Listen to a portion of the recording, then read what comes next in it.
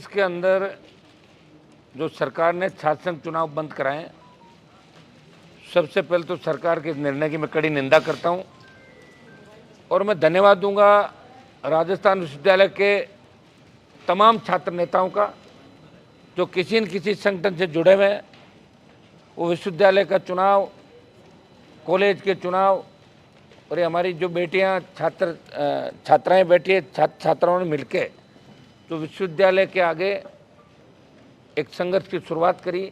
और जिस दिन छात्र संघ चुनाव बंद हुए राजस्थान में, वो बीड़ा अगर किसी ने उठाया तो राजस्थान विश्वविद्यालय के हमारे छात्र नेताओं ने, छोटे भाइयों ने, छोटी बहनों ने बीड़ा उठाया कि हम चुनाव कराएंगे। इन्होंने आमरण अनशन किया, पुलिस की लाठियां खाई, मुकदमे दर्ज हुए, ये टंकी पे भी चढ़े और जान हथेली पे लेके पिछले कई दिनों से आंदोलन कर रहे हैं। इन्होंने मुझे बुलाया और चूंकि आमरण अनशन कर रहे थे और ये हमारा दायित्व है कि आमरण अनशन उनके सामने किया जाता है जो सरकारें संवेदनशील हो। ये संवेदनहीन सरकार है और जब विपक्ष सत्ता पक्ष से हाथ मिला ले, जब भारतीय जनता पार्टी ने कांग्रेस से हाथ मिला लिया और अंदर खाने ये बात कर ली कि ये विधानसभा चुनाव हो रहे हैं और कहीं ऐसा नहीं हो कि पिछली बार की तरह जयपुर, जोधपुर और ये प्रमुख विश्वविद्यालय अपने हाथ से चले जाए दोनों के, तो किरकिरी हो जाएगी, कोई तीसरी ताकत खड़ी हो जाएगी राजस्थान के अंदर। इसलिए दोनों ने अंदर खाने बात करके चुनाव को बंद कराया। ये मूक सहमति, ये जो सहमति है भारतीय जनता पार्टी के, बीजेपी के किसी बड़े नेता का बयान, उनका जो संगठन है विद्यार्थी परिषद, छोटे छोटे मामलों में आंदोलन करता मुझे नजर आता है, लेकिन उस संगठन ने इस छात्र संघ चुनाव कराने को लेकर एक भी आंदोलन राजस्थान के अंदर नहीं किया। दुर्भाग्यपूर्ण बात है। और मुझे जब ज्ञात हुआ कि बच्चों की तबीयत बिगड़ रही है, इन्हें बार बार कमिश्नरेट डरा धमका रहा, वहाँ पे छात्र संघों की स्वायत्ता को ख़त्म करने का प्रयास किया जा रहा है। विश्वविद्यालयों की हमारी स्वायत्ता थी, एक ज़माना था जब हम लोग अध्यक्ष हुआ करते थे, हमसे पहली पीढ़ी के जो अध्यक्ष थे, कहीं न कहीं कांग्रेस और भारतीय जनता पार्टी के अंदर भी आज अच्छे पदों पर बैठे हैं, कुछ सरकार में मंत्री है। और छात्र संघों ने देश को बड़े नेता दिए, कई स्टेट के मुख्यमंत्री छात्र संघों के माध्यम से निकले।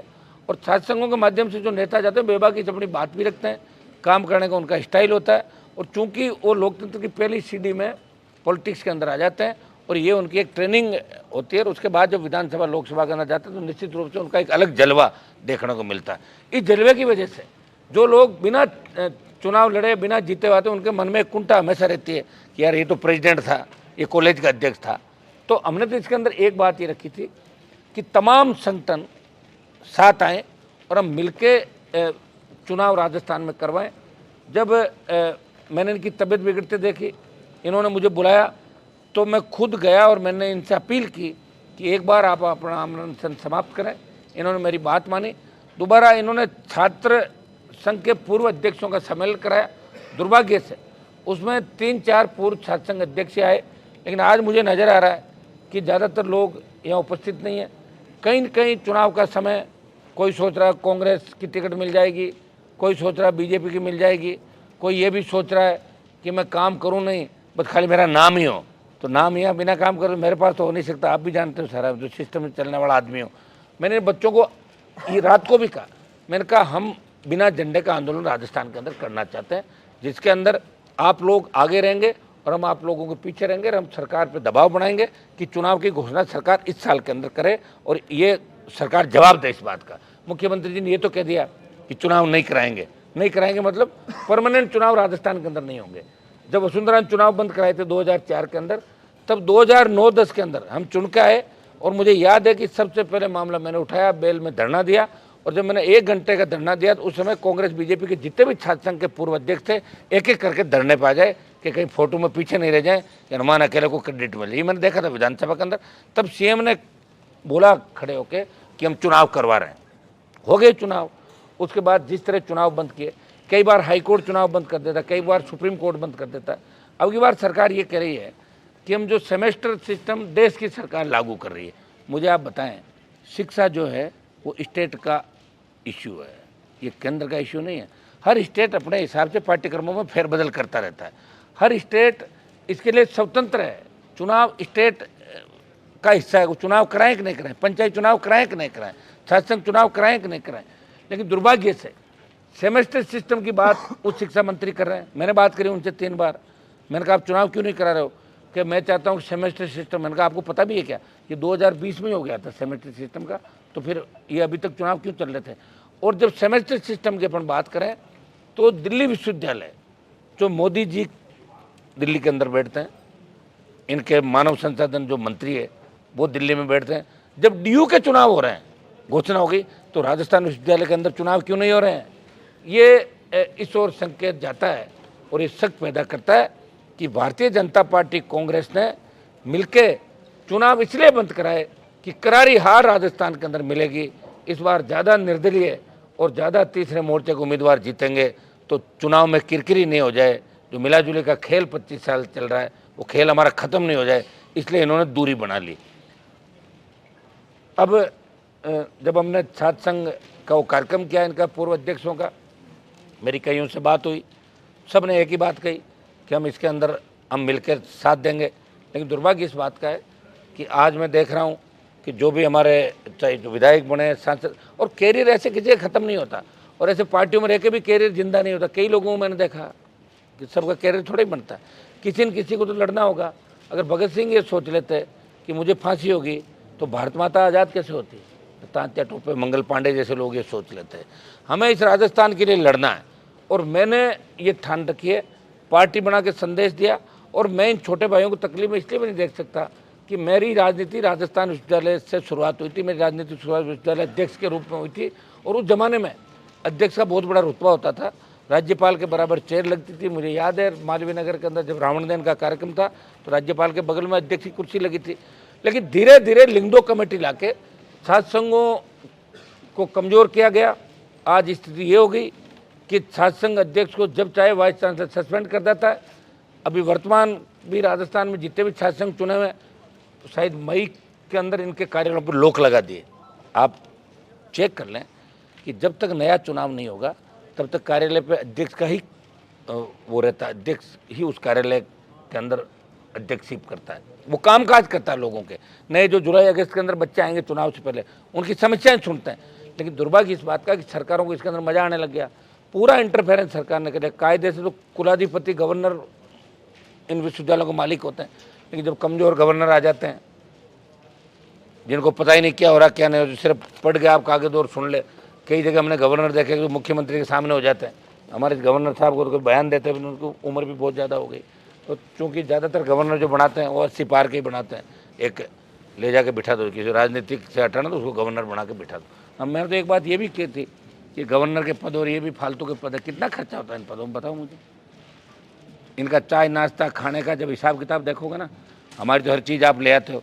जब गवर्नर और इनका काम क्या होता है, सरकार जो लिख के देगी पढ़ना है, वो तो खुद ही पढ़ लेगी सरकार पर। जब यही काम रह गया तो जो डाकिया का काम करते हैं गवर्नर, तो गवर्नर का पद भी हमने ये कहा कि गवर्नर का पद नहीं होना चाहिए देश के अंदर, ये फालतू का खर्चा है। प्रधानमंत्री जी, आप खर्चे कम करने की बात कर रहे हो, हमारे सांसदों का तो आपने 2 साल का 10 करोड़ रुपए काट लिया कोरोना के नाम पे, तो क्या उससे कोरोना मिट गया क्या देश के अंदर। सांसद विकास कराने के लिए जाएगा, जब उसके पास पैसे ही नहीं होंगे तो डेवलपमेंट कहाँ से कराएगा बताएं मुझे। लेकिन फिर भी हम लड़ाई लड़ रहे। प्रधानमंत्री जी, मेरी अपील है आपसे कि गवर्नर का पद खत्म करें, फालतू के जितने भी पद हैं जिनको कोई लेना देने उनको ख़त्म करें। आपको वैसे ही शौक है कि भाई आप 2 ही लोग रहें देश में, तो हो जाएंगे। फिर ये करना चाहिए, क्योंकि बिना काम के गवर्नर बैठे हैं। मैं इसके अंदर विशेष रूप से करना, इन सब छात्र नेता जो है बैठे हैं, ये भी अपनी अपनी बात बारी वाइज एक मिनट अपनी बात सब लोग रखेंगे। पहले मैंने इसलिए रखी कि प्रेस कॉन्फ्रेंस बुला के इनको सपोर्ट मैं कर रहा हूँ। मेरी पूरी राष्ट्रीय लोकतांत्रिक पार्टी जी जान से इनके साथ खड़ी है।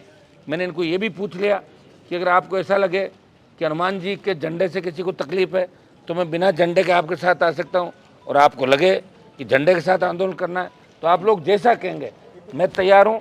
मैं पूरी ताकत के साथ राजस्थान में अभी हम जो घोषणा कर रहे हैं, या अभी हम तारीख की घोषणा करें 1 मिनट बाद, कि हम पहले जितने भी संभाग मुख्यालय राजस्थान के, उसमें यहाँ जो टीम बैठी है, कुछ प्रमुख जो चेहरे हैं इनके छात्र नेताओं के, तो ये प्रमुख चेहरे राजस्थान में एक यात्रा की शुरुआत करेंगे। प्रत्येक कॉलेज विश्वविद्यालय के अंदर जाएंगे, कोऑर्डिनेट करेंगे एक दूसरे से। और जितने भी संभाग मुख्यालय राजस्थान के बड़े विश्वविद्यालय हैं, बीकानेर, अजमेर, जोधपुर, कोटा, उदयपुर, भरतपुर, सीकर, अलवर, जहाँ यूनिवर्सिटी है वहाँ मैं भी, अगर इनकी इच्छा होगी तो मैं भी चाहूँगा कि व्यक्तिगत रूप से वहाँ उपस्थिति करूँ। छात्रों की रैलियाँ वहाँ पे, नौजवानों की रैली हो, सरकार पर हम दबाव बनाएं कि छात्र संघ चुनाव हमारा अधिकार है, छात्र संघ चुनाव बहाल करो। और उसके बाद जयपुर राजधानी में 1 लाख से ज़्यादा छात्रों की बड़ी रैली हम आगामी दिनों के अंदर करेंगे। उसकी तारीख की घोषणा मैं अभी करूंगा, उससे पहले एक मिनट ये लोग अपनी बात रखेंगे। मैं फिर आरोप लगाता हूं कि कांग्रेस और भारतीय जनता पार्टी ने मिलकर छात्र संघों को कुचलने का काम किया है। वो राजस्थान की युवा शक्ति बर्दाश्त नहीं करेगी, राजस्थान का छात्र बर्दाश्त नहीं करेगा और सबक सिखाएगा दोनों पार्टियों को। कम से कम भारतीय जनता पार्टी के नेताओं को बयान तो देना चाहिए, कम से कम उनके संगठन को 1-2 जगह प्रदर्शन करके, और नहीं तो एंट्री तो अपनी लानी चाहिए कि हम भी आपके साथ हैं। कुछ नहीं बोल रहे हैं, चुप बैठे हैं, मजा देख रहे हैं। जिस तरह की घटनाएं आपने देखी होगी, जब महेश जोशी का मामला था बीजेपी चुप हो गई, एक बीजेपी के नेता का बयान नहीं आया। प्रताप सिंह के मामले में एक नेता का बयान नहीं आया जब परिवहन घोटाले की मामला हुआ, या मैंने ऐसे कई, बजरी का मामला आप देखिए, मिलाजुली का खेल राजस्थान के अंदर चला और उसकी परिणति ये हुई कि आज हमारी बहन बेटियां सुरक्षित नहीं, आज हमारा जवान नशे के अंदर डूबा जा रहा है। नए नशे राजस्थान के अंदर, जिस तरह पंजाब, हरियाणा, राजस्थान, पहले तो शराब जो हरियाणा से राजस्थान होकर गुजरात जाती थी, आज एमडी, इसमें जो नशीले आपकी दवाइयाँ, नशीले इंजेक्शन जिस तरह बढ़ रहे हैं, जिस तरह नौजवान खत्म हो रहा है, कौन जिम्मेदार है इसके लिए? इसके लिए जिम्मेदार है ये 25 साल की व्यवस्था। और जो आरोप 2008-9 में मैंने लगाए बीजेपी में रहते हुए कि वसुंधरा गहलोत मिले हुए, वो अशोक गहलोत ने खुद ये कह दिया कि वसुंधरा ने मेरी सरकार बचाई। तो इससे बड़ा मिलाजुली का खेल राजस्थान के अंदर नहीं हो सकता। और अब आप देख सकते हैं कि बच्चे टकटकी लगा के देख रहे हैं कि कोई तो आए जो हमारी मदद करे।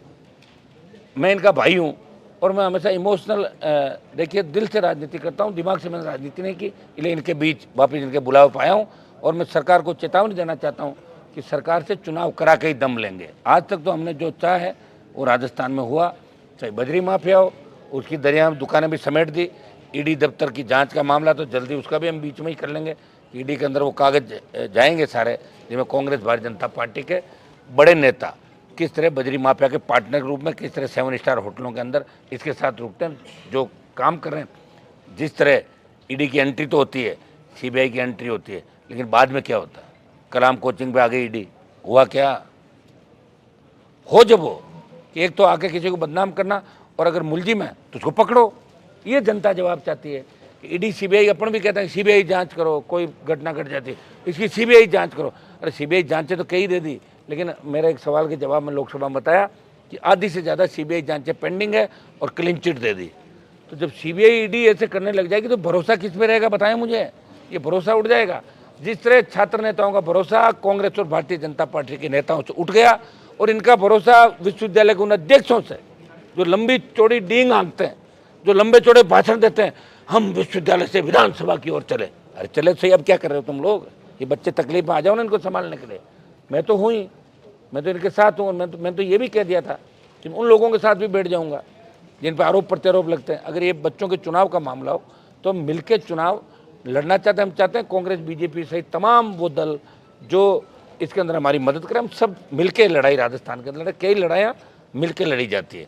जिस तरह कोविड की लड़ाई थी वो मिलकर इस देश ने लड़ी, प्रदेश ने लड़ी, तो इस लड़ाई को मिलकर लड़ने की आवश्यकता थी। दुर्भाग्य से आज वो लोग नहीं आए। अगर उनकी जमीर जिंदा है तो आगामी दिनों में वो हमारे साथ खड़े मिलेंगे। सीएम साहब खुद जोधपुर में ये यूनिवर्सिटी और कॉलेज का चुनाव हारने से काफ़ी परेशान है। एक बार हमारी बात चल गई थी नापक्ष लॉबी में, तो मैंने कहा साहब आप मन नहीं पाए थे, हाँ रह गए थे थोड़े वोटों से।